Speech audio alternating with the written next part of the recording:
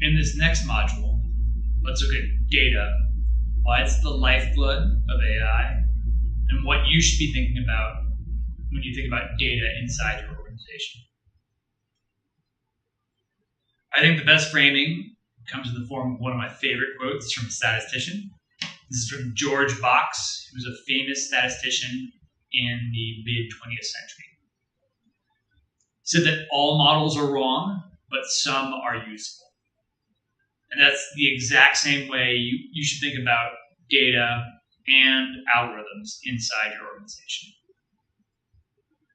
No algorithm is ever going to be perfect, but some are going to be very, very useful. And your job as a leader in the space is to try to figure out how do you maximize the usefulness of these systems that you build without worrying whether they become perfect or whether they happen to be wrong in one case or another. And the reason that all models are wrong is that really every data point is unique. This is maybe most obvious with humans, right? When we talk about people always have different motivations, different behaviors, different backgrounds. But still, we can build useful, helpful models about people. To do that, we have to sort of smooth over some of the uniqueness of each individual, right? We have to bucket people or group people or look at large-scale trends in their behavior. But the same can be true of even sort of a simple manufacturing process, right? Where identical machines with the same make and model might run slightly differently. And so when you think about data, you want to make sure that you are capturing enough volume of data to sort of round out that uniqueness of each individual data point.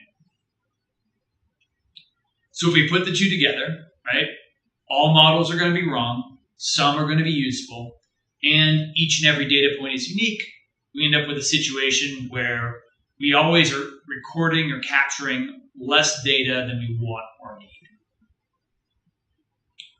One of the first ways I start out any sort of data science initiative or AI initiative is to take a step back and ask ourselves, okay, what are we trying to accomplish?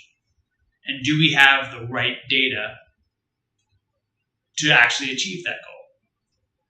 Sometimes the answer is clear. It's a clear yes, and it's just a quick 5-minute discussion, right? Great. Other times, maybe we need to go and investigate what data looks like inside the organization. Do we have the right data? Is it clean enough? Is it processed in the right way? Who's the sort of stakeholder or owner of that data? And often you can find something, right? Modern businesses instrument almost everything, and there's reams and reams of data around.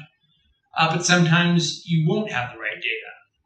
So then we take a step back and we say, okay, how can we plan out a new way to instrument and capture more data that can solve some other problem down the road? By taking this type of view of this basic sort of foundational aspect of data, all of your initiatives are going to be more likely to be successful and also to come in on time and on budget.